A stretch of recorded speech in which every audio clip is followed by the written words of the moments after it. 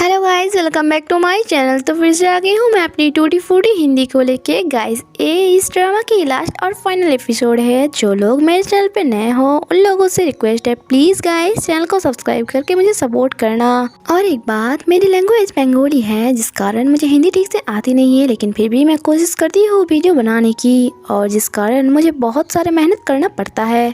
और जैसे कि आप लोगों को पता है, मैं एक स्टूडेंट हूँ और एक ट्यूशन टीचर भी। इसके साथ साथ और भी सारे काम करती हूँ मैं, जैसे कि मेरी इस चैनल को छोड़ के और एक चैनल है। और इतने सारे मेहनत करने के बाद मुझे बुरा लगता है कि आप लोग ना ही चैनल को सब्सक्राइब करते हो और ना ही वीडियो में लाइक। इसलिए प्लीज़ आप लोगों से रिक्वेस्ट है, आप एटलीस्ट वीडियो पे एक लाइक करके एक प्यारा सा कमेंट कर देना ताकि मुझे मोटिवेशन मिले। तो चलिए एक्सप्लेनेशन स्टार्ट करते हैं। तो अगला एपिसोड की लास्ट में हम लोग देखे थे जहां जोया आके जिन को किस कर लिया था। जिन भी उसे किस बैक करता है और उन दोनों के ऐसे किस करते हुए मिस्टर चुमू और इमिचू भी देखता है। मिस्टर चुमू कहती है ये दोनों किस क्यों कर रहे हैं, जबकि इमिचू से कहती है प्लीज मत जाओ। जो सुन के वो कहती है क्या तुमने क्या कहा, फिर से बोलो। इमिचू कहती है मैंने कहा मत जाओ। जो सुन के मिस्टर चुमू कहती है सच में, तुम बाद में ये बात भूल मत जाना। मिस्टर चुमू इतना तो समझ चुकी थी कि ये औरत मुझे प्यार तो करती है लेकिन इजहार नहीं करना चाहता। इसके बाद वो जिन के पास आती है और अपना लगेज लेके कहता है सॉरी, तुम लोगों को डिस्टर्ब करने के लिए मैं यूएस नहीं जा रही हूँ। और ये सुन के जोया को समझ आता है आखिर यहाँ क्या चल रहा था। इसके बाद वो लोग घर आ जाता है और यहाँ वो दोनों एक दूसरे को अपनी मन की बात बोल रहा था। जोया कह रहा था तुम्हारे जाने के बाद मुझे बहुत ज्यादा बोरिंग फील हो रहा था और घर बिल्कुल खाली खाली लग रहा था। जिन कहती है मेरे साथ भी ऐसा ही हो रहा था, मैं अपने घर पे तो था लेकिन मुझे लग रहा था ये मेरा घर नहीं है। नेक्स्ट डे जोया पार्क्यून के साथ मिलने के लिए आता है और उसे कल के लिए सॉरी कहती है और ये भी बताती है मैं किसी और को लाइक करती हूँ। पार्क्यून कहती है जिनको राइट, वो कहती है तुम्हें कैसे पता। पार्क्यून कहती है मुझे पहले से ही पता था। वेल, कभी भी मेरी जरूरत हो तो तुम मुझे बता सकते हो, एक फ्रेंड समझ के। इसके बाद वो लोग जब जा रहे थे उसके पहले ही पार्क्यून उसे बता देता है उस दिन स्कूल के प्रोग्राम में भी जिन आया था लेकिन मैंने तुम्हें नहीं बताया इस डर से कहीं उसके लिए तुम्हारे मन में फीलिंग्स बढ़ ना जाए। लगता है मैं सेल्फिश बन गया था, लेकिन मुझे लगता है ये बात तुम्हें बता देना चाहिए। अब इधर जिन जो उजू के साथ खेल रहा था तभी वहाँ जोया आती है और जिन उसे कहती है चलो हम दोनों एक दूसरे को डेट करते हैं। जोया तो पहले से ही रेडी था उसका गर्लफ्रेंड बनने के लिए, अब तो वो भी सामने से प्रपोज कर दिया उसे।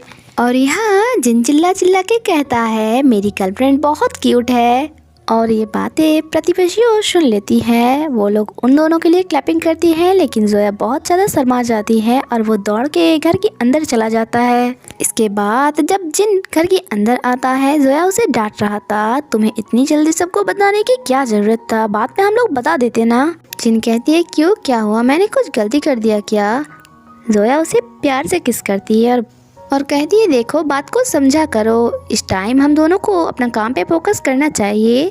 जिन कहती है हाँ समझूंगी, उसके पहले फिर से किस दो मुझे। और जोया भी उसे किस करता है और इसके बाद तो शर्म के मारे जिन की गाल लाल हो जाता है। और इसके बाद जब जिन घर जाने के लिए दरवाजे के पास गया, वहाँ उजू दरवाजा के सामने खड़ा था क्योंकि उजू नहीं चाहता था कि अंकल उसके घर से जाए, इसलिए वो लोग उजू को ले जाता है थोड़ा घूमने के लिए। और यहाँ जिन उसे कहती अगर हम लोग पहले की तरह एक साथ रहे तो अच्छे से उजू की देखभाल कर पाएंगे। और ये बात मानने के लिए जोया जैसे पहले से ही रेडी होकर बैठा था। इसके बाद नेक्स्ट डे ऑफिस में जिनकी फ्रेंड नोटिस करती है कि इमिचू और उसके हस्बैंड बहुत लवी डवी बात कर रहा है एक दूसरे के साथ। और वहीं पे साइड पे बैठा हुआ जिन जो फोन पे ही किसी के साथ लवी डवी मैसेज कर रहा था, उसे तो कुछ समझ ही नहीं आता कि आखिर यहाँ चल क्या रहा है। इसके बाद जब दिन जाता है किंडरगार्टन में उजू को लेने के लिए, वहाँ की मैडम उसे कहता है आपके साथ कुछ बात करना है मुझे, लेकिन जिनको लगता है शायद मैडम अपने प्यार की इजहार करेगी, इसलिए वो कह देती है सॉरी मैडम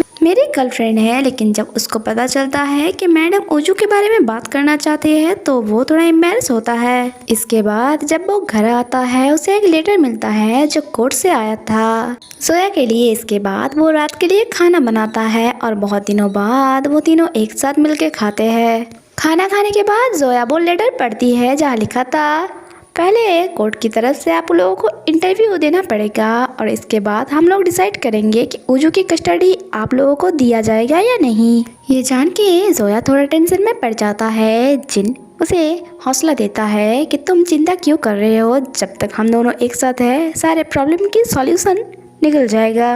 जिन की बात सुन के जोया को थोड़ा हिम्मत मिलती है और वो डॉक्यूमेंट्स रेडी करती है और इसमें जिन भी उसकी हेल्प करती है। इसके बाद नेक्स्ट डे जब जोया ऑफिस जाती है, वहाँ जिन के साथ हंस हंस के वो मैसेज में बात किया जा रहा था, जो उसकी फ्रेंड भी नोटिस करता है और यहाँ जोया उसे कह देता है कि वो और जिन रिलेशनशिप में है। ये सुन के उसकी फ्रेंड कहती है मुझे तो पहले से ही पता था तुम उसे ही चूज करोगे। ऐसे ही दिन बीतता गया और उन तीनों की एक अच्छा फैमिली हो गया, जहाँ जिन उजू की ख्याल रखने के साथ साथ जोया की भी ख्याल रख रहा था और यहाँ जिन उसे लोरी सुना रहा था। जोया कहती है थैंक्स मेरी फैमिली बनने के लिए। जिन यहाँ उसे कहता है अगर तुम चाहो तो हम लोग कल एक छोटे से ट्रिप पे जा सकते हैं उजू को लेके, ऐसे वो भी खुश हो जाएगा। इसके लिए जोया हाँ कह देता है। नेक्स्ट डे वो लोग ट्रिप के लिए निकल जाता है, बट उन लोगों की बैड लक जाते जाते ही उन लोगों की मैप खराब हो जाता है, जिस कारण वो लोग एक होटल में जाता है, लेकिन वहाँ किड्स अलाउ नहीं था। इसके बाद वो लोग वहाँ से आ जाता है एक दूसरी जगह पे, जहाँ वो लोग कुछ अच्छा टाइम बिताते हैं और कुछ फोटो भी क्लिक करती है। यहाँ जिन कहती है मैं चाहती हूँ ये वक्त यहीं पे थम जाए, लेकिन जोया कहती है मुझे तो टेंशन हो रहा है ये सोच के मुझे उजू की कस्टडी मिलेगा या नहीं। जिन उसे हौसला देता है और कहती है तुम चिंता क्यों कर रहे हो, देखना तुम्हें ही उजू की कस्टडी मिलेगा, क्योंकि तुमसे अच्छा उजू की ख्याल कोई नहीं रख पाएगा। इसके बाद रात हो जाता है और वो लोग घर जाने के लिए निकल जाता है। रास्ते में ही जोया जिनको कहती है उजू की डायपर चेंज कर देना चाहिए मुझे, क्योंकि सुबह से ये चेंज नहीं किया मैंने, जिस कारण वो लोग एक मॉल में जाता है, जहां उजू की डायपर चेंज करने के बाद जब वो लोग बाहर आते हैं उजू यहाँ कहती है मेरी टॉय कहाँ है। उजू जिद कर रहा था, इसलिए जिन जाता है कार में देखने के लिए कि टॉय वहाँ छोड़ा या नहीं। उसकी जाने के बाद जोया एक ब्लू कलर की टॉय देखती है और वो लेने के लिए जाता है, लेकिन जब वो पीछे मुड़ के देखती है वहाँ उजू नहीं था। वो बहुत ज्यादा घबरा जाता है। जब जिन आती है वो उसे बताता है सब कुछ। वो दोनों पागलों की तरह हर तरफ उजू को ढूंढने लग जाता है, लेकिन उजू उन लोगों को कहीं नहीं मिलता। लास्ट में वो लोग थक हार के सिक्योरिटी रूम में जाता है, जहाँ अनाउंस किया जाता है, लेकिन बहुत देर हो जाता है, कुछ रिस्पॉन्स नहीं मिलता। कुछ देर बाद एक लेडी उजू को लेके आता है। वो लोग बहुत खुश था कि उजू मिल गया। यहाँ वो लेडी कहती है बच्चे का ख्याल रखना, ये बोल के वहाँ से चला जाता है। घर आने के बाद भी जोया बहुत ज़्यादा घबरा हुआ था और वो जिनको कह रहा था उजू कितना डर गया होगा ना। जिन उसे संभालता है और कहती है तुम इतना क्यों डर रहे हो, उजू मिल गया है ना, अगली बार से हम दोनों उसकी और अच्छे से ख्याल रखेंगे। इसके बाद हम लोगों को नेक्स्ट डे का सीन दिखाया जाता है, जहाँ जोया अपना काम कर रहा था और वो बार बार टाइम चेक कर रहा था, क्योंकि आज उसे इंटरव्यू देने के लिए पुलिस स्टेशन जाना पड़ेगा।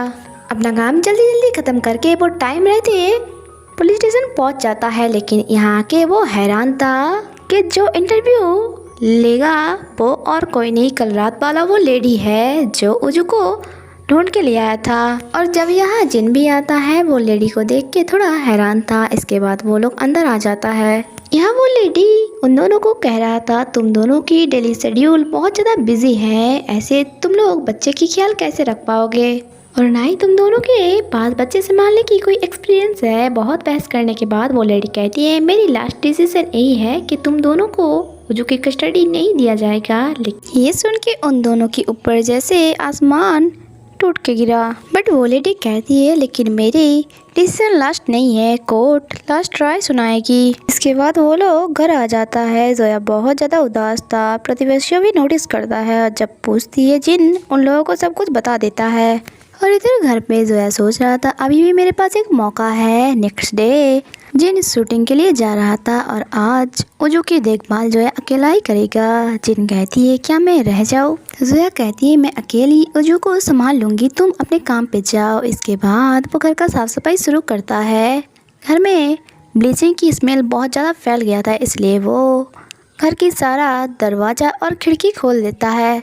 उसी टाइम वो नोटिस करता है कि उजू को तो फीवर हो रहा है, इसलिए वो मेडिसिन ढूंढता है, लेकिन मेडिसिन तो था ही नहीं, इसलिए वो इसलिए जब मेडिसिन देने के लिए फ्रिज खोलती है वहाँ तो मेडिसिन ख़त्म ही हो गया था, इसलिए वो हंजिंग को कॉल करता है और इस टाइम हंजिंग घर पे नहीं था और इधर दरवाज़ा खुला था और जो धीरे धीरे करके घर की बाहर चला जाता है और यहाँ सीढ़ी से नीचे गिर जाता है।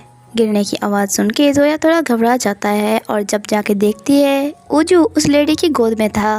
वो लेडी जोया को बातें सुनाती है कि ऐसे तुम लोग बेबी की ख्याल रखोगे और यहाँ प्रतिवेशियों भी जमा हो जाता है और उस लेडी को कहती है आपको मिसअंडरस्टैंडिंग हो गया है। ये लोग उजू का बहुत ख्याल रखता है लेकिन वो लेडी पुलिस को बुला लेता है और यहाँ पुलिस कहती है जब तक कोर्ट की राय नहीं आ जाते तब तक उजू सरकारी ऑर्फनेज में रहेगा।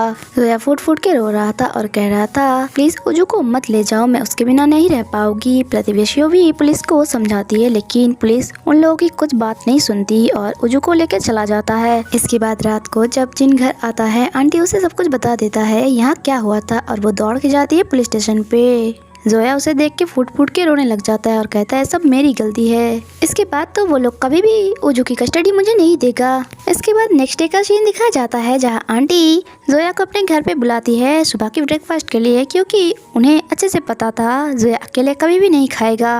और यह बात करते करते जोया को एक फोटो दिखती है और पूछती ये कौन है। यहाँ आंटी बताती है एक्चुअली ये लड़की मेरी बेटी है और वे मेरे बेटा नहीं बल्कि दामाद है। बहुत साल पहले मेरी बेटी को एक बीमारी हुई थी जिस कारण वो मुझे और इस दुनिया को छोड़ के चला गया था। उस टाइम जब मेरे दामाद मेरे घर आया था मैं कह रही थी तुम यहाँ पे फिर से क्यों आए हो, यहाँ लेने के लिए और कुछ नहीं बचा, चले जाओ यहाँ से। लेकिन वो मुझे छोड़ कर नहीं गया, शायद उसे भी पता था मेरी बेटी की जाने के बाद मैं दर्द से मरी जाऊंगी। उसके बाद से हमेशा वो मेरे पास ही रह गया और मेरा बेटा बन गया। हाँ ये बात सच है, हम दोनों के बीच कोई खून का रिश्ता नहीं है लेकिन खून से बढ़कर है। ऐसा ही अगर उजू की कस्टडी किसी भी फैमिली को मिले हो सकता है उसे एक अच्छा फैमिली मिले और एक पेरेंट्स भी और एक अच्छा लाइफ। जोया को अच्छे से समझ आ गया था आंटी क्या कहना चाह रहे। इसके बाद वो घर आके उजू की सारी जरूरत की सामान पैक करता है और ऑर्फनेज में ले जाने के लिए जिन कहती है चलो मैं भी तुम्हारे साथ चलूंगी। ऑर्फनेज में आने के बाद वो वहाँ की लेडी को जैसे समझा रहा था कि उजू को किस चीज से सबसे इरिटेट लगता है और कैसे वो सोती है और कैसे खाना खाती है और कब उसकी डायपर चेंज करना पड़ेगा। ये सब सुन के हिसाब से पता चल रहा था उसके अलावा उजू को इतना अच्छे से कोई नहीं जान सकता। इसके बाद वो लोग घर आ जाता है और जिन उसे अभी भी तसल्ली दे रहा था तुम चिंता मत करो, मुझे पूरा विश्वास है उजू की कस्टडी तुम्हें ही मिलेगा, कोर्ट की राय यही होगा। बल्कि अब तो हम लोगों को अच्छे से अपना जॉब में फोकस करना चाहिए, इसलिए नहीं कि हम लोगों को उजू की कस्टडी मिले बल्कि इसलिए हम लोग उजू को एक अच्छा लाइफ दे सके। इसके बाद वो लोग घर की बहुत सारा चेंजेस करते हैं, सारे सामान पे प्रोटेक्शन चिप लगाते हैं ताकि इनसे उजू की चोट ना लगे। जोया पार्क्यून को कह के ऑफिस से कुछ दिनों की छुट्टी ले लिया था। पार्क्यून कहता है अगर किसी भी चीज़ में मेरी ज़रूरत पड़े तो मुझे कॉल करना और इधर सारे प्रतिवेशियों भी उन लोगों की हेल्प करता है। और हंजिंग जो उस दिन की कॉल रिकॉर्डिंग अभी भी संभाल के रख दिया था। जब वो मेडिसिन के बारे में पूछा था हंजिंग कहती है ये हम लोग कोर्ट में एज ए प्रूफ दिखा सकते हैं। जिनको बहुत अच्छा लगता है कि उन लोगों की नेबर लोग इतनी हेल्प कर रही है उन लोगों की। और इधर पार्क्यून एक लेटर के थ्रू जोया की हेल्प करना चाह रहा था और जब जोया पुलिस स्टेशन में पहुंचती है ऑफिसर वो लेटर उन लोगों को दिखाती है जहाँ लिखा था जोया कैसे हर टाइम उजू की कितना ख्याल रखता है। और बस यही नहीं, सारे नेबर्स लोग भी अपने अपनी तरफ से एक लेटर जमा किया था पुलिस स्टेशन में जो देख के उन लोगों को बहुत अच्छा लगता है। और इधर ऑर्फनेज में वो स्टाफ मेंबर उस लेडी ऑफिसर को बता रहा था इतने दिनों में ना ही उजू अच्छे से खाया है और ना ही सोया है, वो ज़्यादा से ज़्यादा टाइम रोते रहते हैं, लगता है वो अपने आंटी को बहुत ज़्यादा मिस कर रहा है। मैम अब तो मुझे भी लग रहा है आपको कहीं मिसअंडरस्टैंडिंग हुआ है। और इधर जोया जो ऑफिस आया था और वो पार्क्यून को ढूंढ रहा था ताकि उसे थैंक्स कह सके, लेकिन आज तो पार्क्यून ऑफिस ही नहीं आया था। तभी उसके पास पुलिस स्टेशन से कॉल आता है। नेक्स्ट सीन में हम लोग देखते हैं उजू को घर ले आया गया था और यहाँ वो लेडी भी साथ आया था। घर की इतनी सारी चेंजेस देख के उनको भी बहुत अच्छा लगता है और एक फ़ोटो देखता है जो जोया के साथ उजू का था जिसमें उजू हंस रहा था और वो लेडी सोच रहा था एक फ़ोटो से ही पता चलता है बच्चा दिल से हंस रहा है या नहीं। इन सब का फ़ोटो खींचती है और उनको याद आता है कैसे पर कि उनके किंडरगार्टन की टीचर और सारे नेबर्स उन लोगों के बारे में पॉजिटिव बातें बताई कि वो लोग उजू को लेके कितना ज़्यादा पॉजिटिव है और उन लोगों को सॉरी भी कहता है इसके बाद। और जब यहाँ से बाहर जाता है वो उन लोगों की खुश होने की आवाज़ सुनता है, या उजू आ गए हो तुम। नेक्स्ट सीन में हम लोग देखते हैं वो लोग उजू को सुला दिया था। यहाँ जोया कहती है, लगता है अब मुझे उजू को लेके रूम पे शिफ्ट हो जाना चाहिए, यहाँ उसे अच्छे से नींद नहीं आती है। देखते देखते कुछ दिन बीत जाता है और वो दिन की इंतजार अब खत्म होता है जब कोर्ट अपना फाइनल डिसीजन सुनाएगा। और यहाँ सारे नेबर्स भी आए थे और कोर्ट बताती है ओजू की कस्टडी आप लोगों को ही दिया जाता है। ये सुन के वो दोनों बहुत खुश था और बाहर आके सारे नेबर्स को जब बताती है वो लोग तो खुशी में झूमने लग जाता है। इसके बाद बाहर आके जिन कहती है इस खुशी में पार्टी मेरी तरफ से। इसके बाद हम लोग नाइट का सीन देखते हैं जहाँ जोया रूम पे शिफ्ट हो गया था और जिन यहाँ कह रहा था, लगता है अब हम लोगों को भी एक फैमिली फोटो खींच के इसके साइड में चिपका देना चाहिए। तभी जोया उसे बैग हक करती है और कहती है थैंक्स मेरी फैमिली बनने के लिए। जिन भी उसे थैंक्स कहता है। वो लोग यहाँ प्यार भरी बातें कर रहा था और ओजू वहीं पे बैठा उन लोगों को देख रहा था। नेक्स्ट डे वो ऑफिस आता है और ये खुशखबरी पार्किन को भी बता देता है कि मुझे ओजू की कस्टडी मिल गई है। पार्किन उसके लिए खुश होती है और यहाँ पार्किन बताती है अगले हफ्ते मैं इस कंपनी की यूएस वाले ब्रांच में शिफ्ट हो रही हूँ। जो सुन के जोया थोड़ा हैरान होता है और कहती है कब? वो कहती है जल्द ही, बट तुम चिंता मत करो, मैं ओजू को उसकी बर्थडे गिफ्ट दे के ही जाऊंगी। जो सुन के जोया थोड़ा हैरान होता है और कहती है बर्थडे। इसके बाद हम लोगों को घर का सीन दिखाया जाता है जहाँ जिन और जोया थोड़ा परेशान था क्योंकि उन लोगों को ओजू की बर्थडे के बारे में याद ही नहीं था।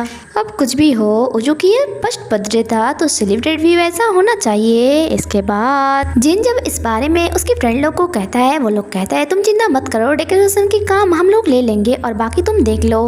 और इधर इस बारे में जोया जब नेबर्स लोग को कहती है, मिस्टर वे कहती है तुम चिंता मत करो, खाने के बंदोबस्त हम लोग कर लेंगे। और मिस्टर वे की मॉम कहती है कि कुकिंग मैं करूँगी। और ऐसे ही वो लोग काम डिवाइड कर लिया था और इस तरह से सब कुछ ईजी हो जाता है। देखते ही देखते बर्थडे का दिन आ जाता है और हम लोग देखते हैं यह सारा तैयारी बहुत अच्छे से किया गया था। देखते ही देखते सारा गेस्ट आने लग जाता है और यहाँ इमिचू और उसके हस्बैंड भी आ जाता है। इमिचू को ओजू बहुत ज़्यादा प्यारा लग रहा था। उसके हस्बैंड कहता है हाँ हाँ नेक्स्ट बारी हम लोगों का है।